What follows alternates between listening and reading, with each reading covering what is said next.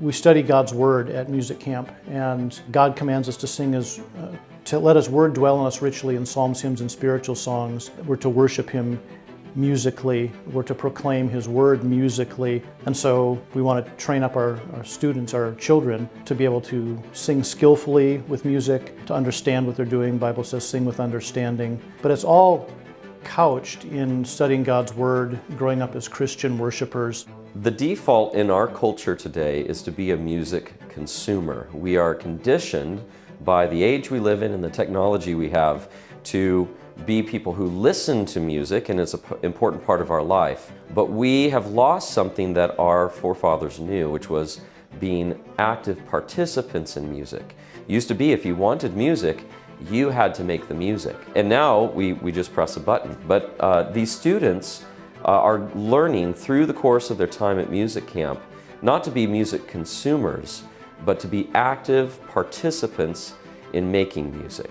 So not only to learn how to sing well, how to understand music as it's written on a page and how it comes together in a group environment, but to be able to take those experiences and have them be the seeds that are planted for their involvement their whole life in the musical life of the church.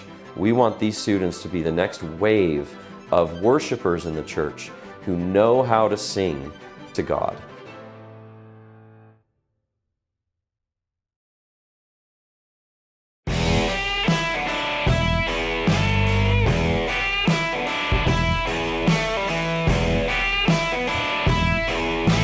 Hey y'all, welcome to Cross Politic on the Fight Laugh Feast Network. It's Thursday, good to be with you. Thank you for tuning in nightly with us. A lot of you tune in nightly, and I know my mom does. Yes, and she shares the show. I know your mom does. I know your mom does. My mom hasn't been sharing no show. My mom ain't sharing no show. My mom does share the show. My mom is slacking on that share button. All our moms. I know. Pastor Toby Chalk Knox, I'm the water boy. Stick around.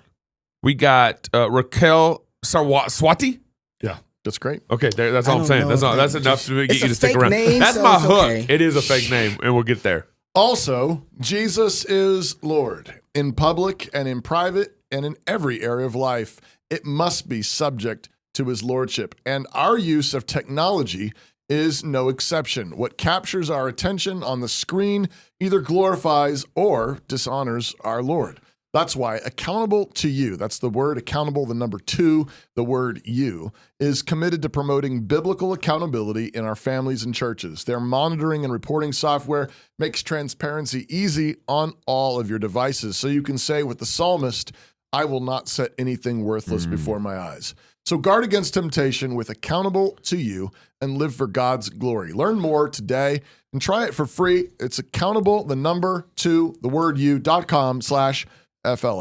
And they're going to be at our conference. They're going to be doing a lot at our conference. They actually live, I think, like 20 minutes away from the Ark? From the Ark Encounter. Can they see the Ark from their house? They probably could. Yeah. All right. Imagine that. All right. So there's a video. Was that a Sarah Palin joke? I don't know. Maybe. I'm sorry, I'm a little slow. I was a little slow. That's funny. Way to get up there, Knox. You didn't catch it. Don't act like you caught it. I just kept going. He didn't think it was funny. No. Yeah, I mean, it's okay. It's okay.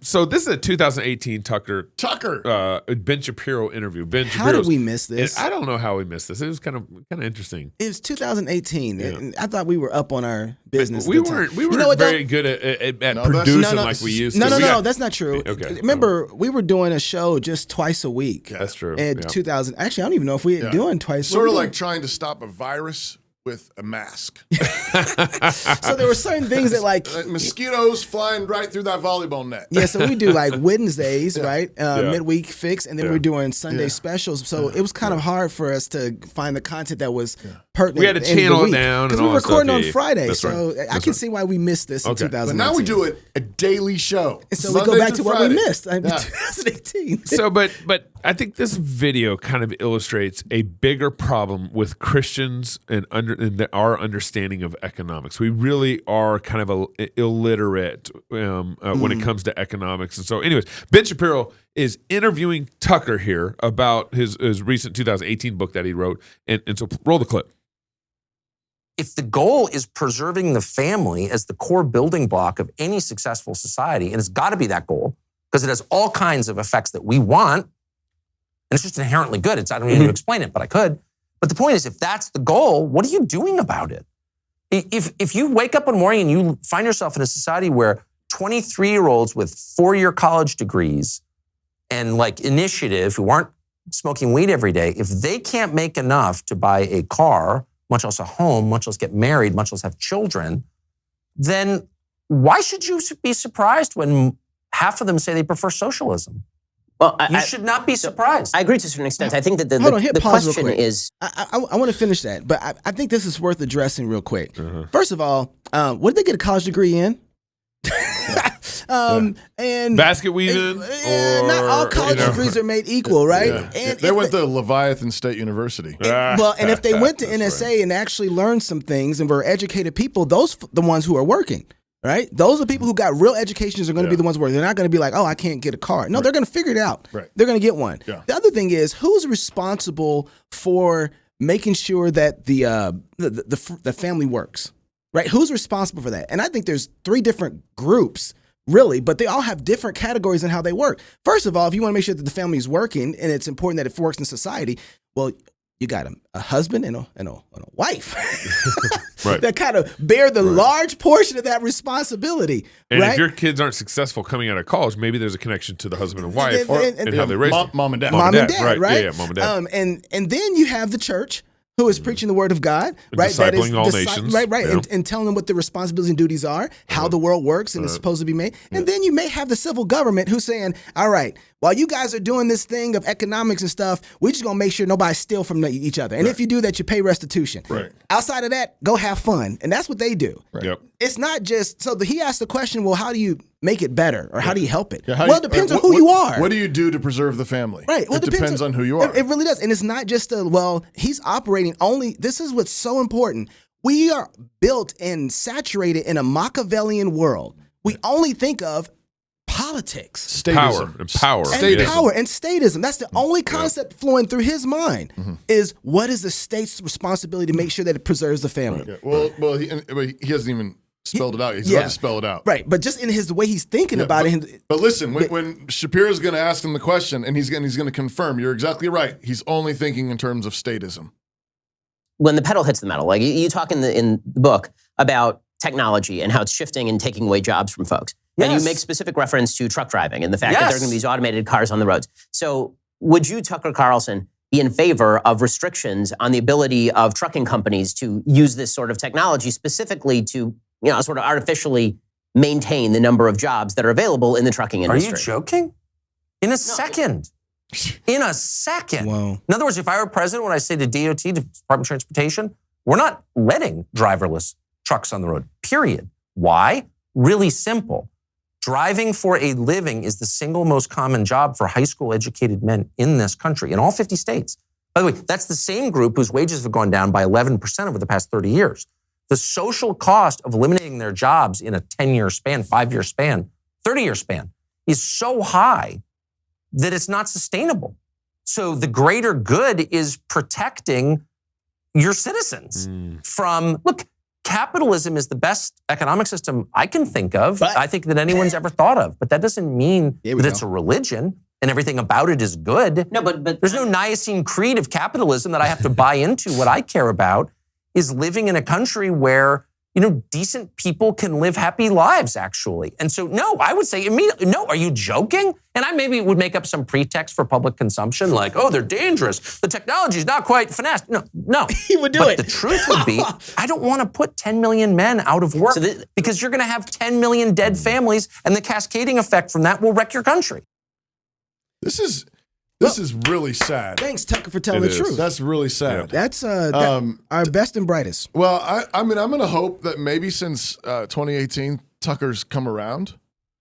Maybe he's realized That's that. interesting. You know what? That's mean- a pastor for you, ain't it? Yeah, I mean, It it's just- been 5 years. I mean, COVID Yeah. shook a bunch of people up. Yeah. But everybody needs to hear that he in one side of his mouth said he's not a socialist. He's upset that so many young people are socialists, and Yeah. then out of the other side of his mouth said, "I'm a socialist." That's right. Now, of course, he's the good kind of socialist. Yeah. Because he's for the poor. It's for the family. Yeah. It's for the high school educated. It's for 10 million jobs. But you just see what he's doing? Yeah. Seductive. He is so the problem with socialism is it fundamentally doesn't believe there's a God in heaven. And so it believes the state has to step in and fill the shoes of God. Right. God, you know, if there is a God, he made the world and he walked away and left it. And now we've got to step in and protect everybody because otherwise the forces of nature will crush everybody. Right. So we got to organize the world for God because he left it and he messed it up. Right. Well, he's just doing that in a small way, saying technology is taking, first of all, technology is not taking anybody's jobs. No. Technology is a tool. It's inanimate. People make tools and use tools. Okay, don't blame this on the forces of nature. Wait, okay. Can I push back a little bit?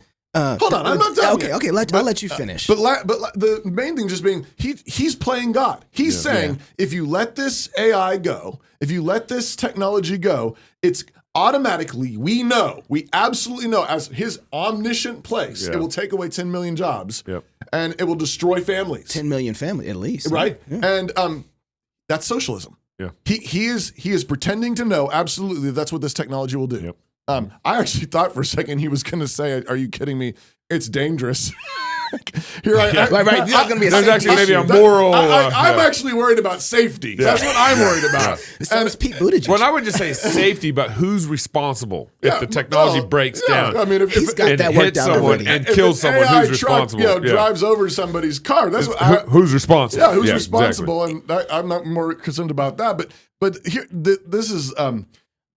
There's all kinds of problems with this, beginning with what you said before about, who's responsible to help the family. Yeah. And I think even though he frames it as, I care about these high school educated working class people. Yeah. I think the way he talks is incredibly demeaning. Right. Right now with the interview? He's assuming that a high school educated young man or even a college educated young man with a 4-year degree who doesn't smoke weed. Who doesn't smoke weed is like, I can't find a job because there's AI drivers. Yeah. Like, you just insulted the image of God. Yeah. That's right. Do you know what do people made in the image of God who have been trained and educated that there is a God in heaven who filled this world with glory and resources? And you've got a work ethic. Remember Ben Merkel talking yesterday? Yes. Where's that? It's diligence. Where can people watch that? And it's Club Portal. In the Club Portal. Yeah. It's a 7-series, 6-part series. Spiritual disciplines. Spiritual disciplines on working hard. When you've been trained to think about the world as this treasure map, because your Father in heaven made it for you to find glory, you don't worry about AI drivers taking away your jobs. You get busy. Yeah, Booker T would be completely opposed to everything he just said. Right. You're talking about up from slavery. But he's treating all of us like we are, and especially, working class, high school educated types. Yeah, they can't find work. All they can do is drive trucks. I mean, Tucker, that's pretty elitist of you. Okay, so can I push? I want to push back a little bit because aren't people going to lose their jobs if AI does take over driving? Yep. And then they're going to find new ones. So then there are going to be a loss of jobs, but you're saying it's not a zero-sum game. That's right. We've been doing this tons with, computers and all kinds of tools. I mean, there's all kinds of jobs we don't have anymore in our world because of technology. Yeah. Can I? Where's the horse buggy jobs? Right. Yeah, I mean, there's a lot of people who aren't picking up horse poop anymore. Right. You think about those people? Yeah. Well, you know what they're doing now? It's short-sightedness. It's really a short-sightedness. And it's, again, incredibly demeaning to the image of God and people. We are, here's what it reminds me of. Yeah. I was going to tell you this earlier. Okay. You told me to shut up. Yeah, because I haven't finished my point. But go ahead. All right. Sorry. I know. You want me to? You're jumping. That's okay. No, let go. Go past it. It reminds me of our friend Alex Epstein.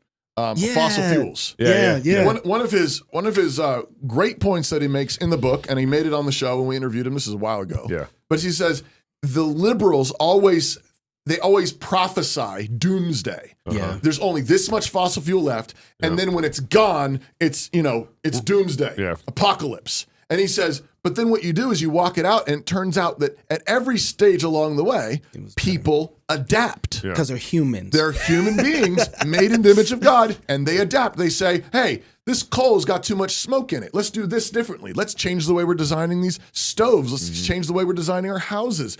And people adapt. They make adjustments such that when you think you're omniscient and you think you're God and you can anticipate what it's going to be like, you're wrong over and over again because you aren't God and because people, they make adjustments. Can I make a quick example? I want to say a quick example about this. Yes. So I work in the film industry as an editor and producer, right? Yeah. I learned underneath Darren Doan. Yeah. Everybody knows who he is. Yeah. Darren told me stories about when he started editing, there was actually real film and a cutter. That's right. That laid out in strips, right? And you cut it and you tape it together. And you tape it together, you put it along, you go through the things, you find your cut it, pay, and that was it. Yeah. And that was how you edited You better film at not the time. change that. Right. Because that will put people out of jobs. And so when Final Cut came in, there was this huge machine that was around in the side of the other room where people were actually cutting and editing digitally. Yeah. And all of the guys who were there in the industry before, it's like, that's never going to catch on. Yeah. So it started to catch on. Yeah. And the guys who wanted to continue working in the industry and field had to learn a new process of editing. Right. Otherwise, they didn't have jobs. Yeah. Right. Well, that started to catch on really quick. Right. And here's what happened. Over time, those guys who didn't learn a new trade, they didn't work in that industry anymore. Yeah. But a bunch of guys started coming to that industry that made that trade accessible to a lot more people to the point now that you can edit things right on your cell phone. And almost everyone who has an iPhone, an iPad is an editor. It opened up the industry so that more people can do it. And I've even edited video on my phone. even past, but it's not just for that. Instagram. Even me. And I wasn't even sorry and I didn't feel guilty about it at all. That's But funny. then now you have people who are, everybody's editing and they needed places to put it. YouTube came out, Vimeo came out. Right. All these places came out that allow people to take their creations and put them out there and created a whole new form of industry for people to make money off of influencers. That's right. Now, regardless of what you want to feel about that, there's a lot more money in the industry of editing because of the technology. It's not a zero-sum game. So whatever the group was, that very small group of editors that lost their jobs then. Because they refused to innovate, largely why. Exactly. They refused to innovate. A lot more people came to the industry who weren't editors, who became editors. Yeah. And there's a lot more money in it because of that. So a lot of what we're talking about is Joseph Schumpeter. Joseph Schumpeter was an economist back in the 1800s, and he came up with the principle, the concept of what we're talking about is creative destruction. In a capitalist economy, there's creativity that comes along and is good for the market, but also will destroy market at the same time. Creative destructions, constant cycles in capitalism. We've seen this. I was joking with the horse buggy concept earlier. Henry Ford came along and crushed the horse buggy. Made a better horse buggy. But part of what's going on Put a here bunch of horses out of business. is whenever Poor horses. Do you even They're love like, the horses? praise the Lord. I just want to eat grass. leave me alone. My great grandpa had to go across the country. Anyway. But a lot of, Tucker's included in this when a lot of, socialists or liberals start talking about kind of this doomsday stuff. They kind of overstate things. They oversimplify things. They make it look all bad. But there's no way people are. Let's say I have a moral problem with automated trucks. Who's going to, if it wrecks, who's responsible for it? That's the question I want to answer. Whose truck is it? Yeah. Exactly. Yeah. Moral problem fixed. If your ox gores someone else, right, you're responsible. That's what I want us ownership. to answer here. It's a moral problem, right? So I don't have a problem with the technology, and if it comes along and it's not, first of all, it's not instantly going to destroy 10 million jobs like Tucker says. Like he says, we're going to lose 10 million jobs. Well, let's just say it does. I think it will. All the technology we already have has already destroyed hundreds of millions of jobs. And it's always been better for the greater good. That's right. We want to talk about the greater good. Right. This has always been better for the greater good. And this gets back to Knox's point is, do we want to preserve the family? Absolutely. Right. Yeah. But how do you preserve the family? Yeah. You do not preserve the family by ordering the Department of Transportation to take this fascist move, like interfering in free trade and free economics. It's soft socialism, it's soft fascism, whatever you want to call it. But some of it's straight up fascism. But you're not. Do we want to protect the family? Yes, we want to protect the family the way God says to protect the family. That's right. Which means state, stay in your lane. Church, stay in your lane. Family, stay in your lane. Yep. And then let God bless the family. Go ahead. I just have one more thing. Go ahead, make your point. I'm trying to wrap it. And it's probably going to go right into yours. Yeah. We do need to wrap this up. But I'd say ultimately in all this, the reason why I think Tucker and guys like Tucker and even more conservative people than Tucker end up in this ditch, like, hey, the government might need to step in and fix this problem. I don't know how. It's like big tech. Right. You know, we got Josh Hawley. Government might need to come in and step in this problem. Right. It's because ultimately, we have government regulation problems all over the place. So I do think some of the ditch that they're stepping in is because they feel like there's so much government regulation. Right.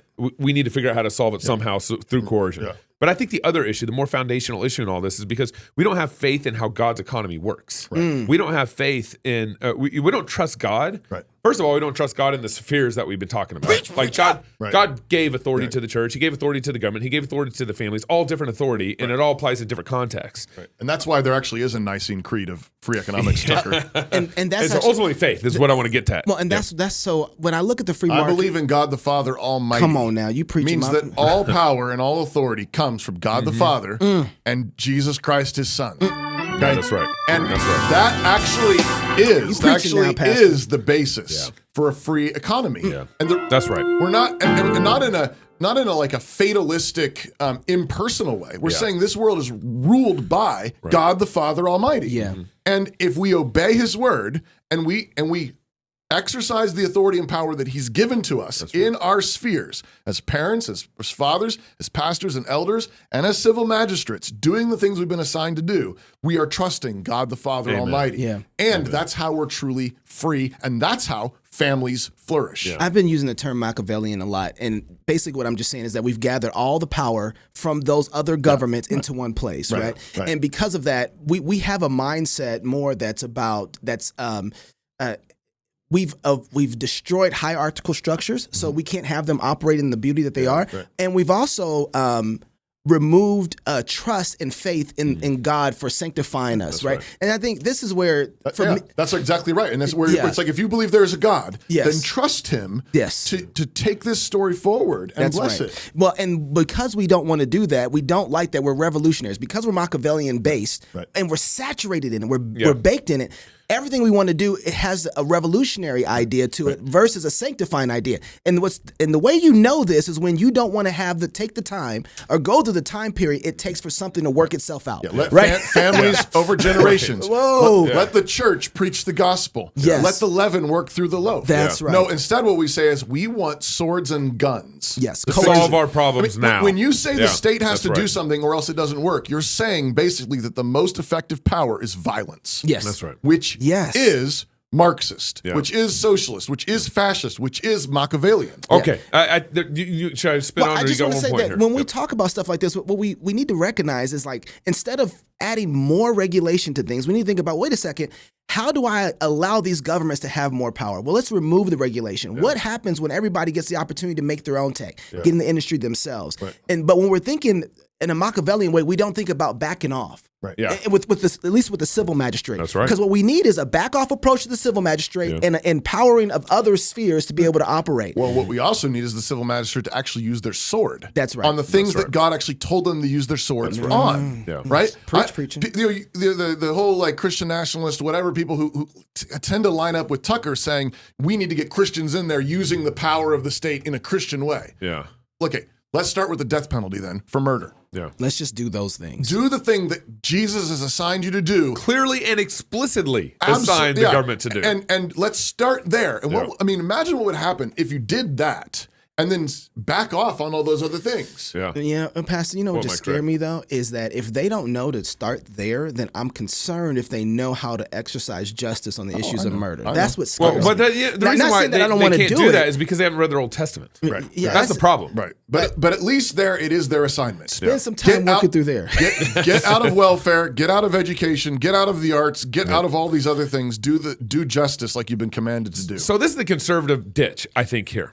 Okay, Trump appeals to the blue collar worker. And then he integrates all sorts of socialism into it. And he says, I'll boss the liberals Ted around. Cruz, all these guys. So this is a conservative ditch. Now there's another ditch here that we need to be we need to be watching out for. There's no other ditches. California, Elon Musk is moving his engineering headquarters back to California. Listen to this. This actually just happened yesterday. Valley.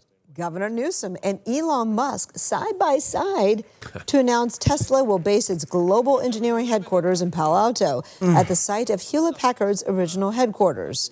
Newsom telling Musk he appreciates Tesla's partnership with California.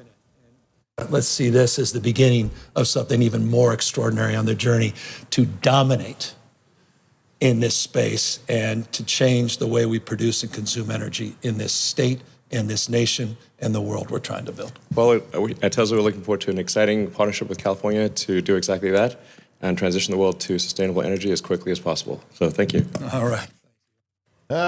Today's announcement comes 15 months after Tesla moved its main headquarters from Palo Alto to Austin, Texas. Musk has previously criticized California for overregulation and taxation.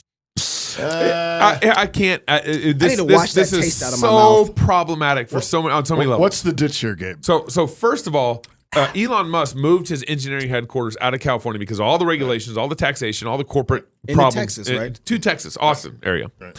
Now he's moving it back. And I guarantee the reason why he's moving it back is because of all the fascism that's built into that move back to California. Yeah. Tax deductions. Oh, yeah. You know, Well, this is a mob move. It's a total mob move. Mob, but, not mom. Mob. No, I said mob. Yeah, I was with make you sure. on that. Just make sure people can hear. It's a total mob move.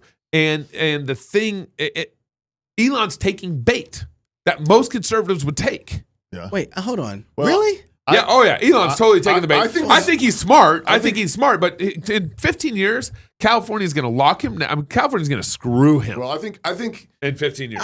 Or is he? They're going to come out and I- regulate him so bad. Well, I think he's smarter than that. Me too. I think he's playing poker. Bruh, he bought Twitter. He bought Twitter. Well, you know, he kept his CEO headquarters of Tesla in Austin. Right. So this is just his engineering headquarters. Yeah. Well, I think.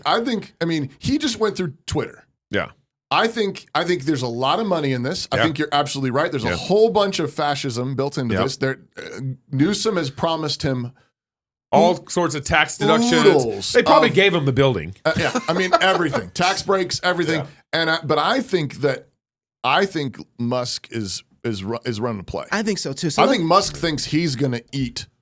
Yeah. that's what I was going Newsom. to ask you, I Pat. think Southwest Airlines CEO thought the same thing in Texas. Well, hold on. I think this is a little different though. But Musk has got a history. Yeah. Musk has got a track record. yeah. So I want to know if you live in a fascist environment in society, and I think that's what's going on here. I think you're right about that. And Musk is seeing an opportunity to gut California. And by fascism, everyone, what we mean by that is the government putting their fingers on the scales of a free economy. That's right. And being in bed with business. at some level. Subsidies and Yep. tax breaks and payoffs that's that right. are trying to manipulate the It's kinda like economy. welfare for the rich or business owners. Yeah. That's Oh, what it yeah, is. yeah. That's right. But when you live in that kind of society, how do you not partake of it and yet beat it? Because I think that's the challenge. It's hard. So then, because this is where you say, well, if I have the kind of money where I can buy a $44 billion company, Right. and I can use fascism up against itself, Right. how do you then? Do you say no? I'm not going to do that. Yeah. Or do you say, no, I'm going to do that Right. so that I can destroy the system? Well, it's what's like- the way you engage in that? Well, it's like if you're like a missionary in friends of ours. Pastor Blake Purcell is mentioned before in Russia. He's a missionary there, and if you get pulled over by the cops, you have to bribe them. Yeah. Yeah. You just have to. That's just part of the deal. And does God hate bribes? Yeah, he does. Yeah. And if you want to function there, just have cash in your pocket, pay off the cops, and move along. Yeah. Do you want that long term in Russia? No. As the gospel takes root, you want to have just civil magistrates and police officers that mind their own business and do their job, and that don't take bribes. Yeah, but this is a little different though, because you're actually using the bribing system itself in order to be able to so you don't just you actually look for the cops to take the bribe, and you use that. But Proverbs says that a gift can give you favor with the king. And I think this is also Jesus says be wise with mammon. So this you remember the wise business account owner? His boss says, "Hey, you're going to get fired," and he says, "Hold on, I'll pay you. Hold on." And he runs around and he makes some good business deals with all the people his who own. boss. Then he gets fired. Yeah. But he's set himself up to be friends with all those accounts, and Jesus says, some of y'all need to take some notes from this guy. So Gabe. So then this doesn't have to be a ditch. No, it doesn't have to It be. depends It's on how you play your hand on but this, I think though. it's the same way that Christians have started Christian schools. Like we've created an alternative economy in this crazy socialistic monopoly of the world. And what Christians have done is we created. So I think my point there is I think we got to be wise in the kind of battles we pick here. Right. I'm not quite sure if this is the wisest battles in California. I think this is sort of like, I grant you, this really could go either way. Yeah. I guess I'm just saying I'm not sure it's absolutely him going down. I think this is King Kong and Godzilla. Yeah. And I don't know who wins in this. I feel like we both lose in that situation. But real quick, before you sign us out, I'm supposed to tell you that Cross Politic has an email list. That's right. If you're not already subscribed to our Cross Politic email list, you really should be. Being subscribed to our email list means you won't miss any of our updates about Cross Politic or the Fight Laugh Feast Network, new backstage content, conference materials, and other special offers. You'll hear what's on the schedule for the week, live events, conference updates, rowdy Christian merch, updates from other shows within the Fight Laugh Feast Network, and you'll hear from sponsors of the show as they seek to take dominion for God's kingdom in the business world. So to subscribe, simply enter your email address at the bottom of the page at fightlaughfeast.com. So go to fightlaughfeast.com, enter your email address. We promise not to spam you, or we're not going to sell your email address to a bunch of crazy people that want to, tell you about their, rich uncle with the gold mine in Nigeria or whatever. But when the Prince of Nigeria emails you, you respond. But at the same time, what we are seeking to build an army of people who believe in the Lordship of Jesus Christ over all of life. And if this is a blessing to you and you want to track with us, put your email address in there so we can keep in touch. So if you're single, get married. If you're married, have you some kids. And if you have kids, go baptize them. Until tomorrow, love God with all your heart, soul, mind, and strength. Love your neighbor as yourself. Go fight, laugh, and feast. This is Cross Politic. Putting off writing that proposal again? Yeah, we've been there. Proposal writing can be tough. It takes work, and if you're not careful, you can set up your company for failure. Well, that's where we come in. Smart Pricing Table is an innovative application that focuses on, the pricing table. Instead of a static document and constant back and forth, our platform creates interactive proposals that empower your prospects. Not sure if something is needed? Make it optional. Have complicated services that vary? Let your customer do the work with line item upsells. Have reoccurring services? Easy peasy. With Smart Pricing Table, you can create attractive proposals quickly. And our system is built for reuse, so you can get out of that hamster wheel. Give your customers choice and close deals quickly with Smart Pricing Table. Home. It's where you build your legacy, where traditions are started, seeds are planted, meals are shared, and stories are told. We are Chris and Natalie Carpenter, owners of Story Real Estate, and our team of top agents helps people find homes in Moscow, Idaho, and around the country. Have you thought about a move? Contact us to get connected with a top agent who shares your values and puts your family first.